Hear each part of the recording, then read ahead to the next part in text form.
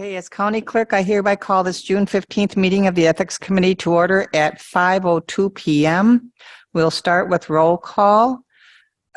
Ron Buckholz. Here. Tweed Schuman. Here. Shirley Armstrong. Here. Tom Duffy. Here. Marv Mullet. He's absent, but we have a quorum. We would like to request a motion to amend the agenda to add the Pledge of Allegiance and public comment. Do we have a motion? I'll make that motion.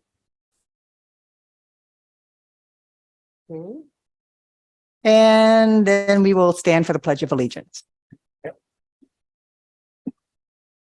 I pledge allegiance to the flag of the United States of America and to the republic for which it stands, one nation, under God, indivisible, with liberty and justice for all.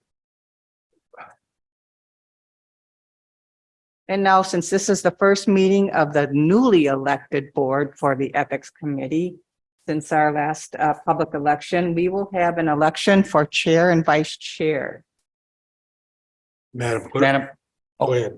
Madam Clerk, I would like to nominate Miss Shirley Armstrong as the Ethics Committee Chairperson, please. Do we have a second? I'll second that. Are there any nominations for the position of chair? Another call for nominations of the position for chair? Last call for the position of chair. Hearing no further nominations, could we have a unanimous vote for the election of Shirley Armstrong as chair of the Ethics Committee? Aye. Aye. Aye. Opposed? Motion carried. Thank you, Ms. Armstrong. Now, would you like to run the election for the vice chair? You can finish the Okay. vice chair. We'll follow the same procedure for the position of vice chair. Do we have any nominations for the position of vice chair? We have a nomination for Ron Buckholz by Tom Duffy, I'll second that. a second by Tweed Schuman. Do we have any further nominations? Further nominations for the position of vice chair? Last call for position of vice chair. Closing the nominations, would we call for a unanimous vote for Ron Buckholz as chair, vice chair of the Ethics Committee? All in favor, say aye. Aye. Opposed? Motion carried. Congratulations. All right. We'll Thank turn you. the meeting over to our new chair, Shirley. Thank you, Lynn. We amended our agenda to add the pledge and public comment. And at this time, if there's any public that would like to make a comment.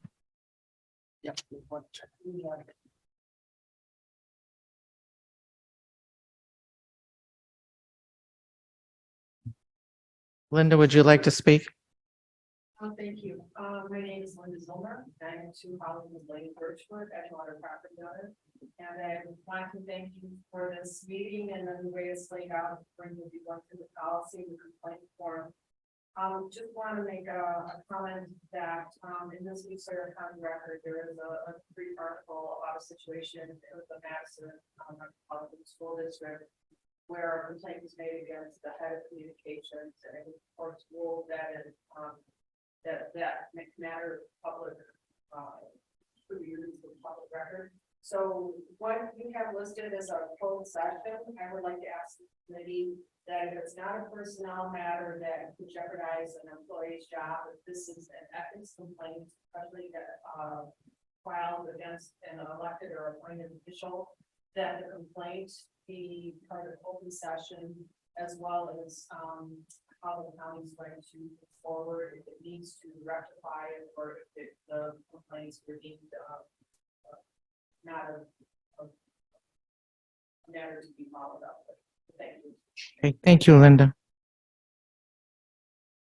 Okay, let's move on to review the current ethics policy. Can we get that put on the, Yeah, I'll put it up on the screen. thanks, Andy. There we go. So, Madam Chair. but Yes. Just, so just a little background. Last year, probably about this time, there were some inquiries about the county's ethics policy as a potential ethics complaint. And when we reviewed the code of ethics at that time, the county did have a code of ethics, Mhm. but really did not have a what I would call a complete policy. It didn't outline what constituted a complaint, what would be the criteria that a person had to submit for, nor did it outline the process that would be followed once a complaint was received. Outside of that, we had a code to outline what a violation or ethics issues would be, and we had an ethics committee. So this policy was adopted last fall, and I can go through it line by line if you'd like, but I know the board members have all seen it because they approved it. But it gives the definitions, it outlines the administration, who constitutes the ethics board, who is the staff. Like complaints come to either the administrator or the clerk, and then they're turned over to corp counsel. Complaints have to contain the complainant's name, address, phone number, the name and address of the county position of the person named in the complaint, the specific policy or statutory provision which is alleged to have been violated, and information supporting the allegations. And so then that's turned over to corp counsel. This outlines the hearing process and the ability to have advisory opinions issued for any questionable, any items an elected official or employee wants reviewed to ensure there are no violations of our code of ethics, and how those are handled by the corporation council in conference with the ethics board. Disclosure documents and the requirement for those. And then, I guess that kind of summarizes it. Okay. Rebecca Roker, our counsel for the ethics committee, is online if anybody has any questions or you want her to further explain it. Did she review it after the board approved it? Yes, it was reviewed by council. Well, before we approved it, we had council review it. Okay. Yep. Does anybody have any questions? No? Okay. Do we need a motion to approve this? No, I put it on so that Okay. any members who are not familiar received a copy of it now and could ask questions about it. Good. Okay, thank you. And then we're going to move on to the Ethics Committee reporting process to the Board of Supervisors. In our complaint form, Yes, again, this is more informational just for the committee's benefit. Part of the policy is outlines what constitutes a complaint, and to try to streamline that and make it very clear. The county clerk put together this complaint form, which people can request, or I believe if it's not, it'll be available online so they can fill this out and submit all the necessary information per our code of ethics. okay. Any questions on the form? Okay. No further discussion. We'll move on to review and consider conflicts of interest, disclosure, forum discussion, and possible action. Within our code of ethics is elected officials of the county, specifically the county board, and at the option, employees as well are asked to create to fill out a conflict of interest form. And the one I'll try to see here. Let me put up what we currently use. So what we've been using, or what's with the code of ethics now, in the appendix is what I'm putting on the screen.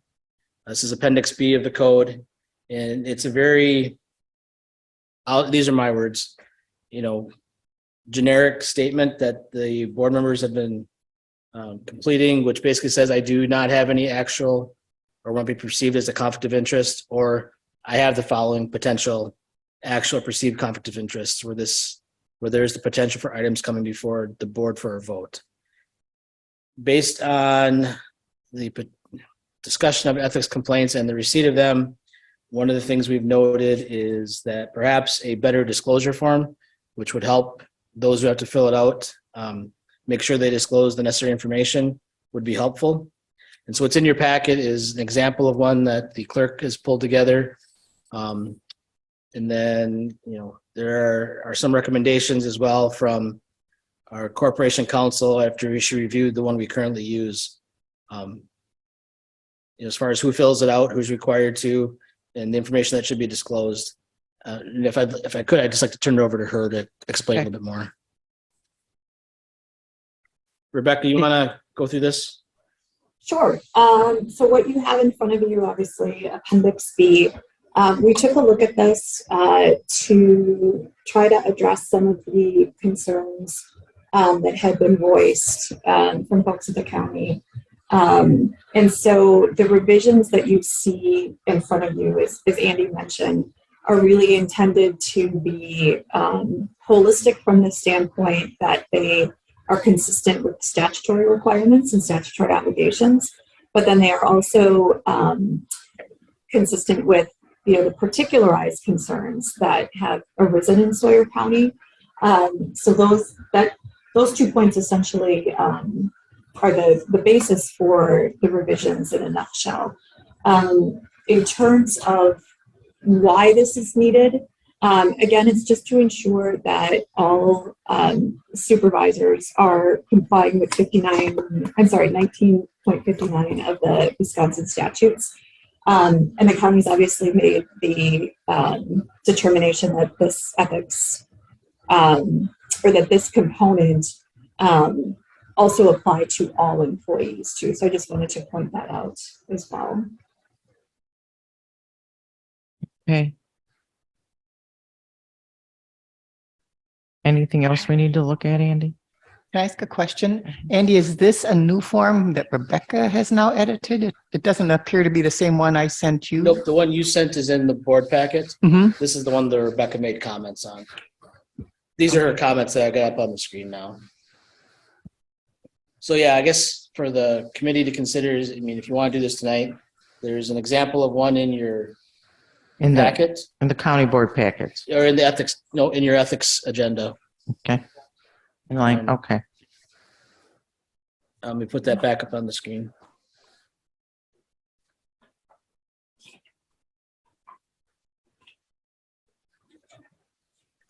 This statement of financial, but either way, you can see the additional detail. It asks the person filling this out, and I should point out right now our county board members fill this out. Our interpretation of the code of ethics now would be that the county board should fill it out, all elected officials, and we're going to make it a requirement for all of our department heads to fill it out. Anybody that's a decision maker, so that if they're making purchasing decisions or policy involvement, that they're disclosing this information.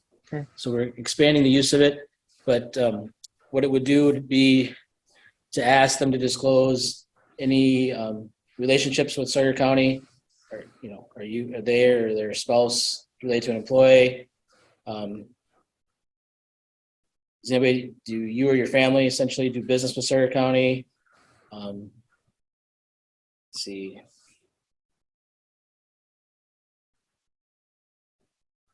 To the best of your knowledge, is your spouse's employer, any employer, or immediate family member regulated by Sawyer County through one of our zoning or public health or other licensing departments? Do you know of any debt incurred by you or your spouse or any member that is owed to any entity doing business with Sawyer County?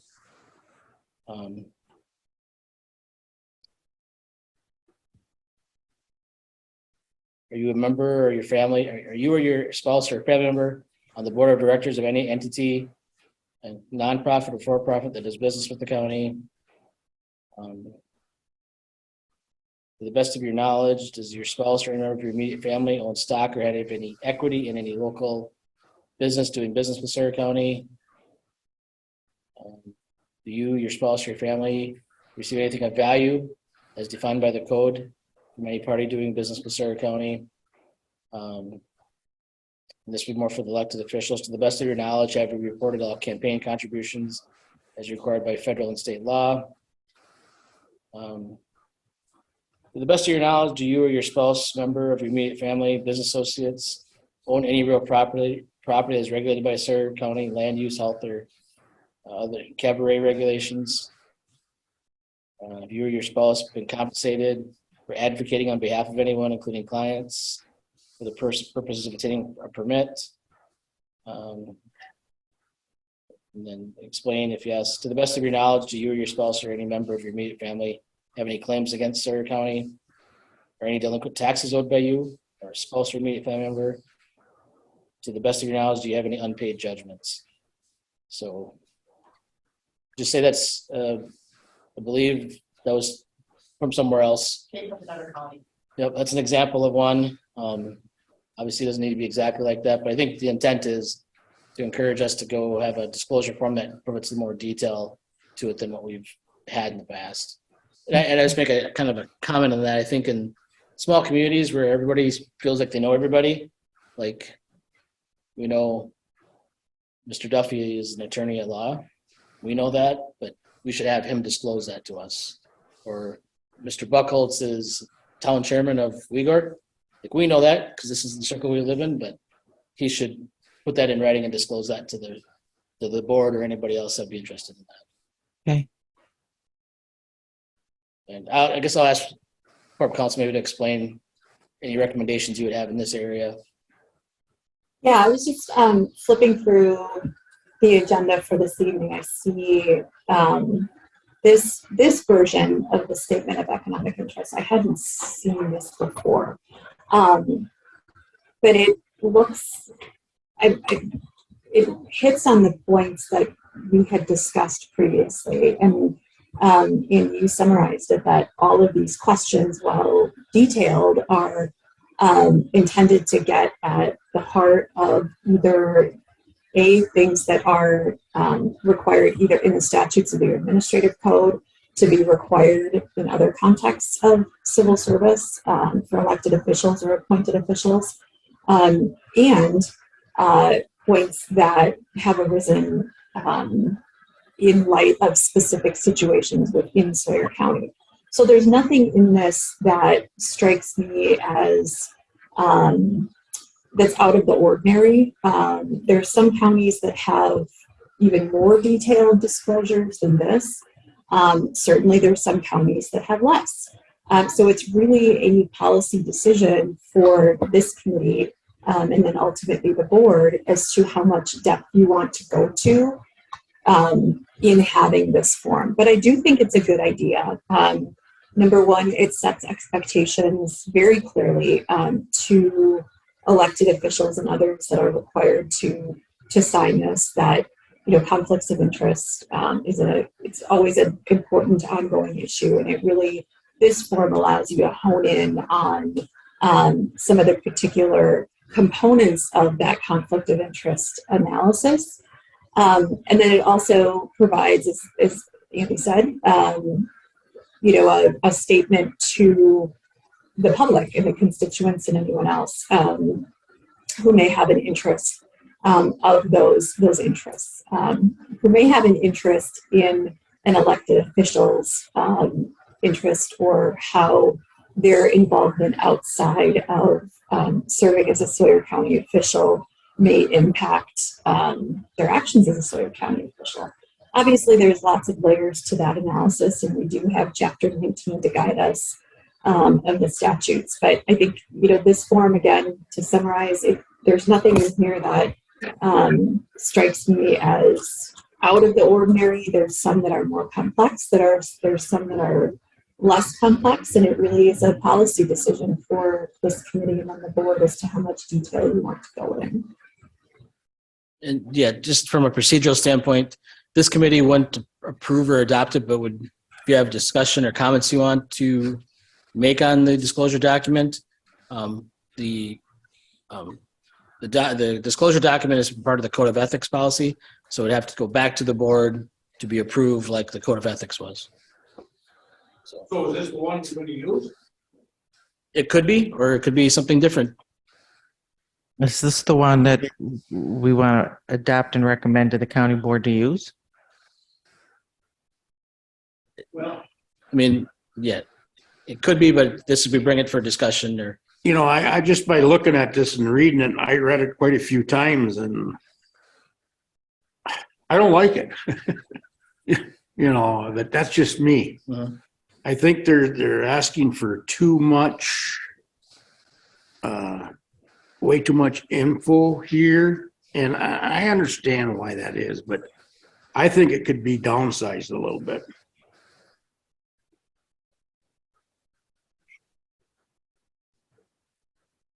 Any other comments? I have no objection to that either. I thought the complaint form was, or the interest form was pretty detailed. I don't know if for the size of the county, we need any more detail.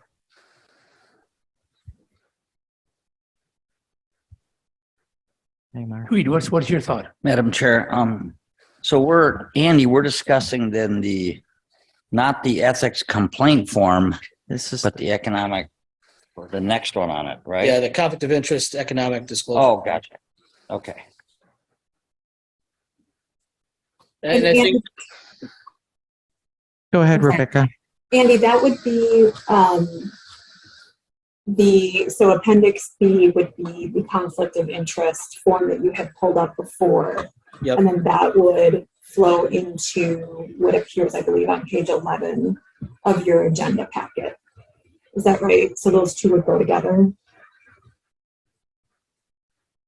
I do too. yeah, I think they could go together, or and we just presented one example, and then we had your comments on the current form, and to the additional questions that could be asked for the just disclosure period, just for the disclosure side.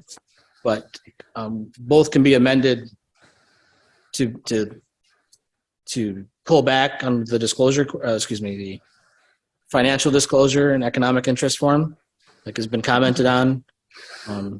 So we're just putting a couple examples out there that exist in other places, to get some feedback on where, if we want to make a change, or to what extent do we want to make it. So would you like this committee to have an opportunity to review this conflict of interest form I further? would, yes, Madam Chair, to kind of take a look at it. Like I say, I don't think we need to go to that extreme. It could be downsized and see which ones we want to take out and leave in. Yep, and based on those comments, we can make those adjustments, and yeah, you can continue to review it, and we can make some adjustments and present some other options. We can do that and then have the individual members make suggestions and Yep. anything that they say they want to add or remove. Right. I mean, at this point, the board has already completed their conflict of interest forms for Okay. this year, back in April. So we have something on file. We do want to improve upon that, but it's not as if we need to get something new in place tomorrow. Sounds good. Thank you. Thank you. Okay, do we need to go into closed session? Yes. Closed session. Okay, then I need a motion to go into closed session pursuant to the Wisconsin State Statute of 19.85(1)(f), considering financial, medical, social, or personal histories or disciplinary data of specific persons, preliminary considerations of the specific personnel problems of the investigation of the charges against the specific persons, except whereof, etc. So do I have a motion? Motion by Make that motion. Motion by I'll Ron, second it. second by Tweed. All in favor, say aye. Aye. Opposed, same sign. Okay, we'll go into closed session. There is no action being taken on, Hang on. Yeah, make sure you open your door. Your door is open. I think there's no action needed for any discussion in closed session, so can I have a motion to adjourn? Make that motion. Second. Okay, all in favor signify by saying aye. Aye. Opposed, same sign. Okay, we're adjourned. Thank you all.